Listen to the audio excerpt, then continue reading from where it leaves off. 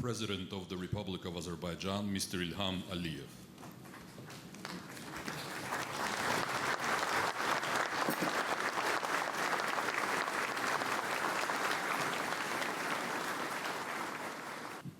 Dear Executive Director of United Nations Human Settlement Program, UN Habitat, Mamouna Moghsharif, dear guests, ladies and gentlemen, welcome to Ağdam.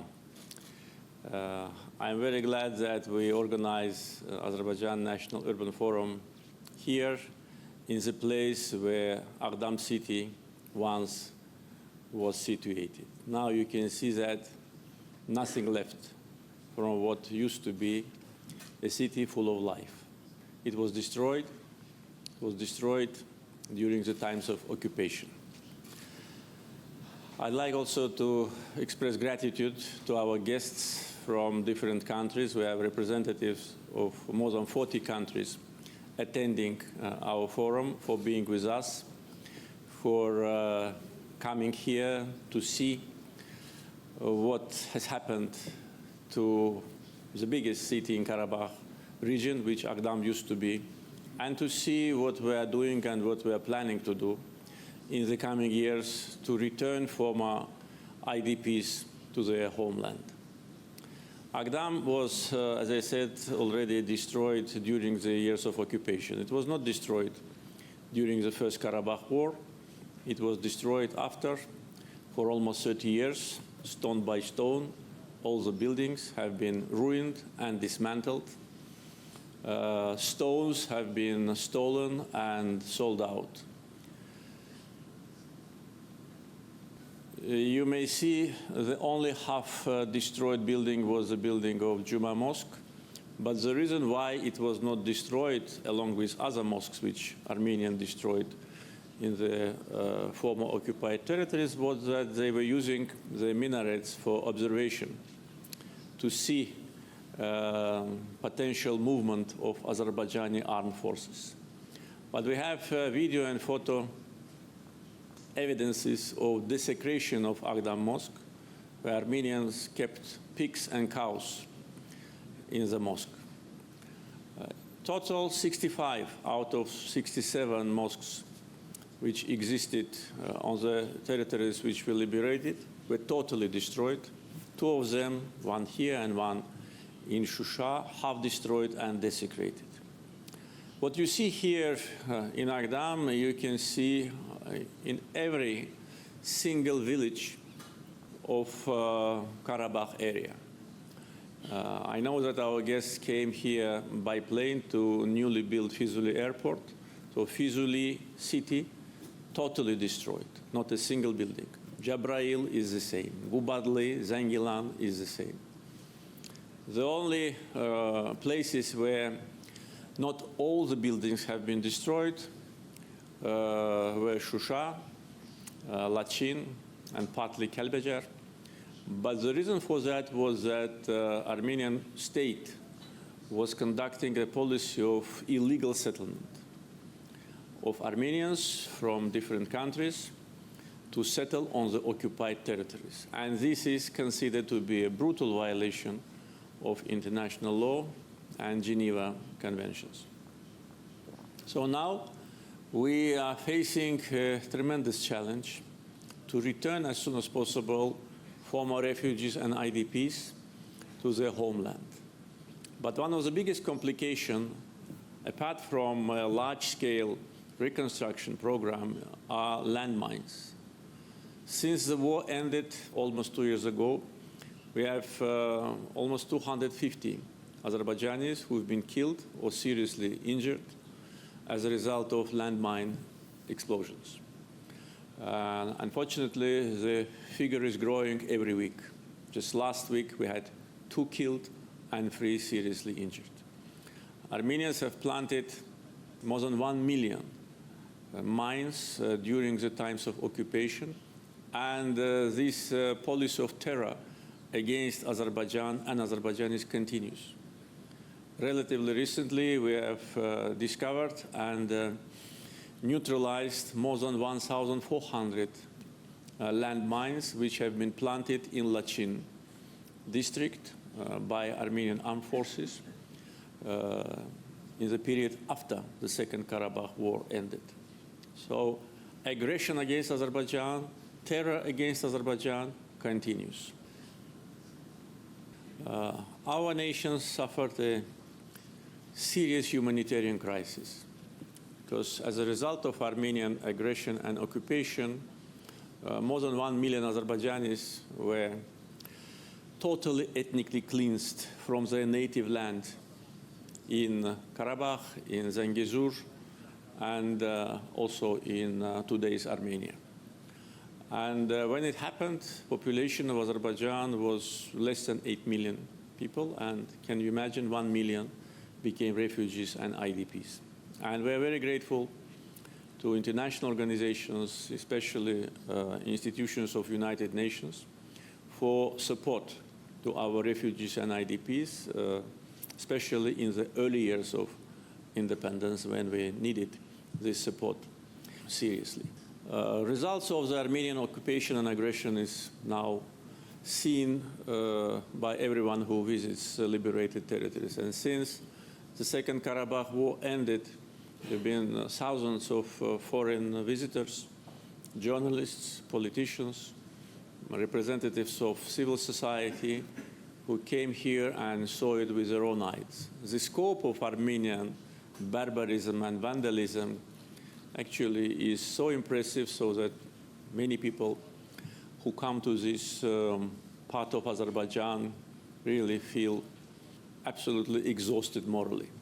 And you can imagine the feelings of us, of Azerbaijanis, and especially those who used to live in Ağdam and Füzuli, in other part of Azerbaijan, which was under occupation, when they come here.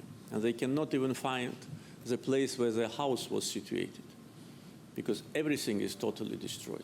Armenia, conducting the policy of occupation, had main target as to change de facto situation on the ground and to make then negotiation process with Azerbaijan endless. And that was the reason why negotiations lasted for 28 years without any result. So result was actually zero.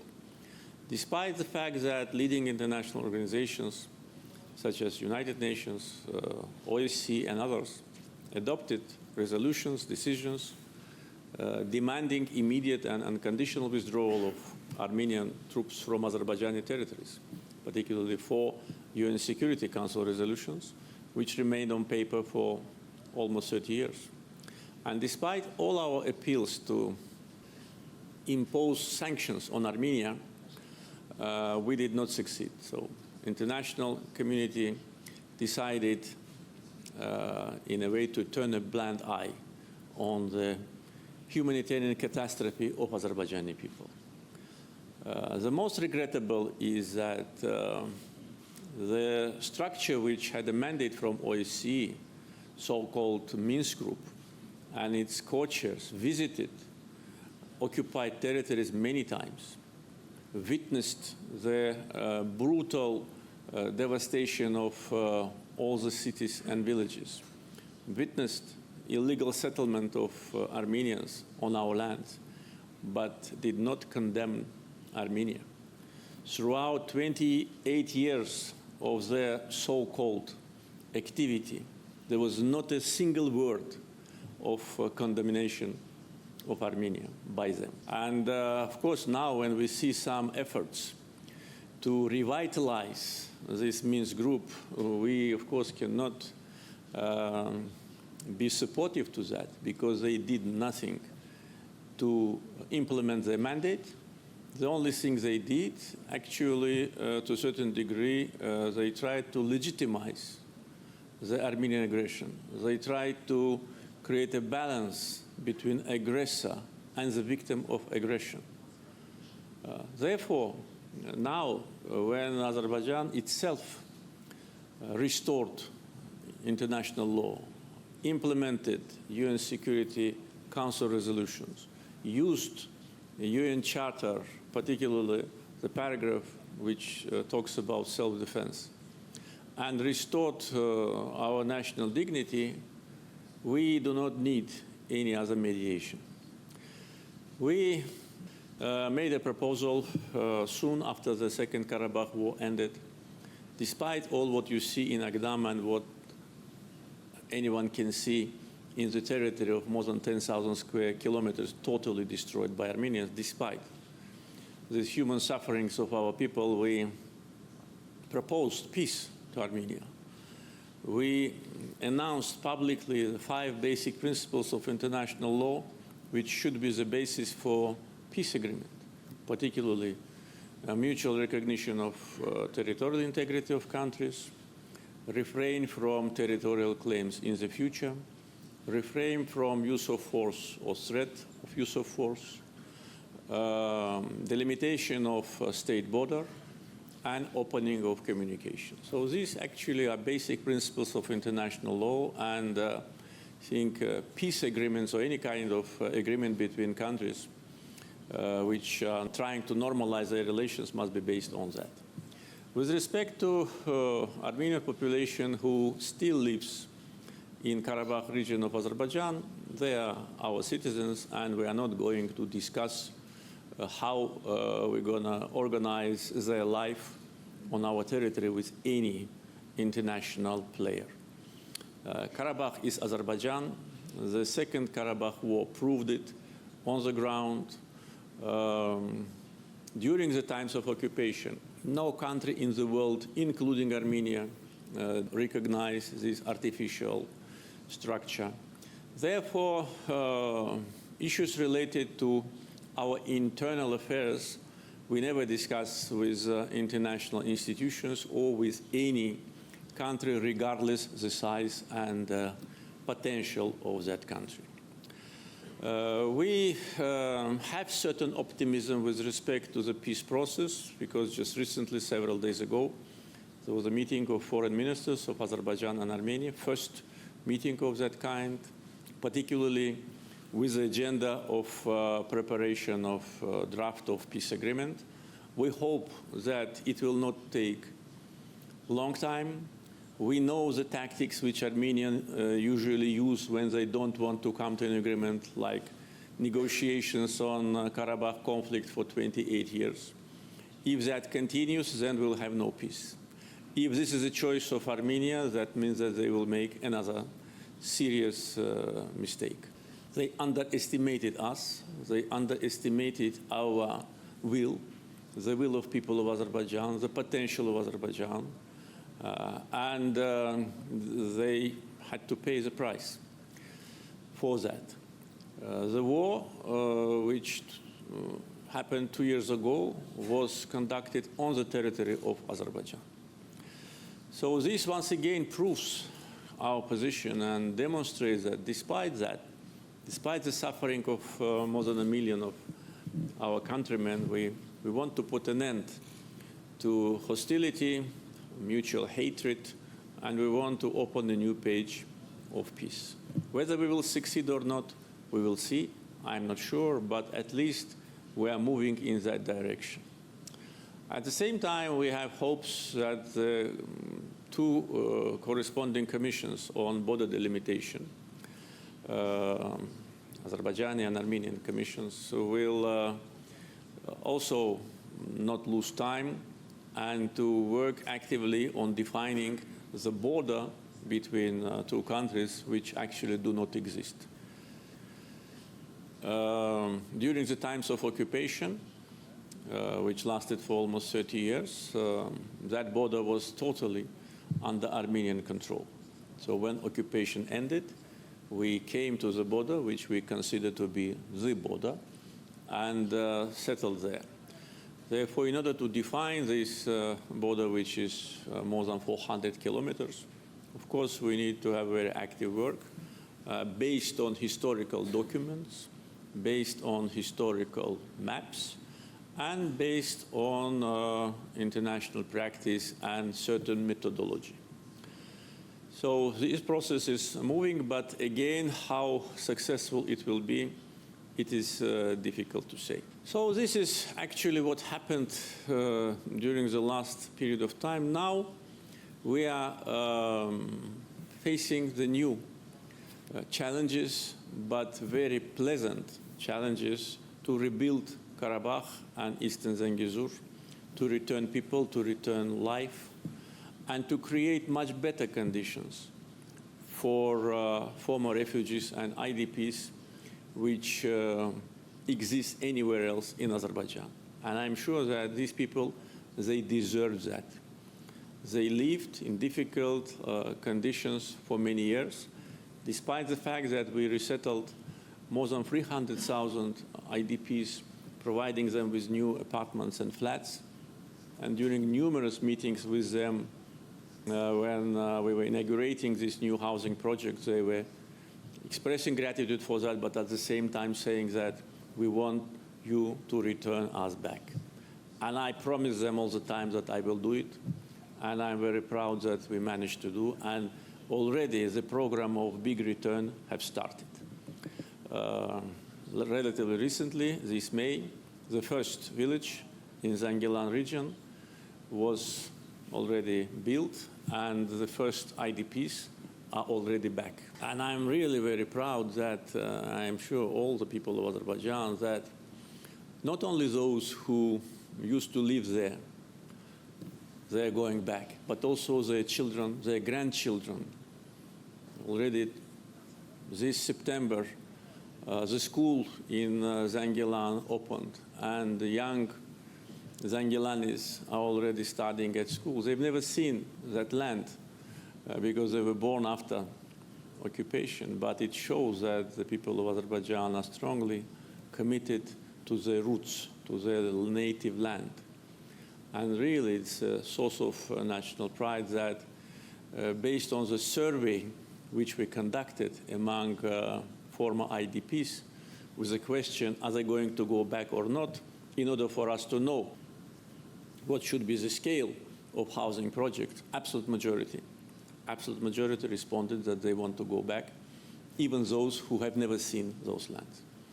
So this, of course, creates a very special atmosphere in our society, and the feeling of national pride, the feeling of victory, the feeling of restoration of justice, restoration of dignity of the people. These feelings cannot be measured by any scale. This is something which you have to feel. And we feel it, and we are happy about that.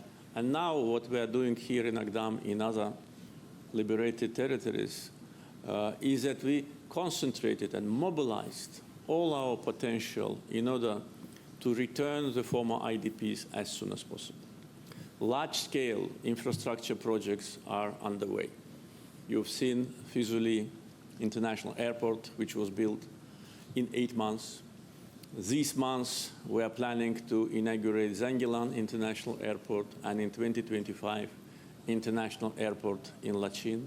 The railroad from Barda to Ağdam will be operational next year, and yesterday I laid down the foundation of the new railway station.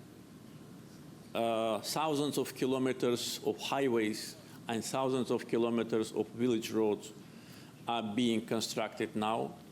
According to the investment plan, which has been already approved, total in the liberated territories of Karabakh and Eastern Zengezur, there will be 33 tunnels with a length of more than 50 kilometers.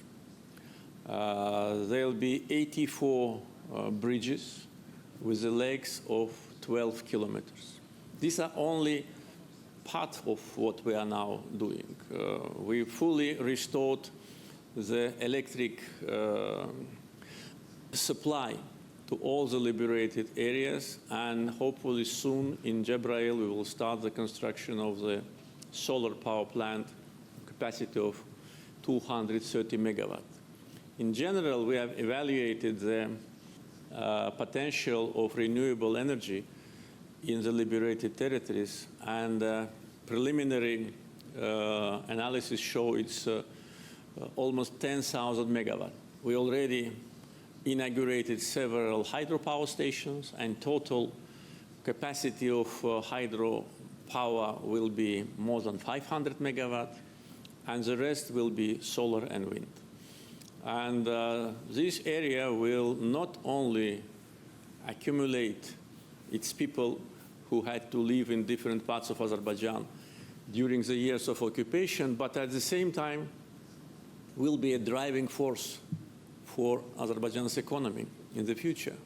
We have huge water resources here, which we've been deprived of during the times of occupation, because Armenians did not only occupy our cities, they occupied our resources. They've been illegal mining, illegal activity of cutting us from water, and we were not able to irrigate 100,000 hectares of land.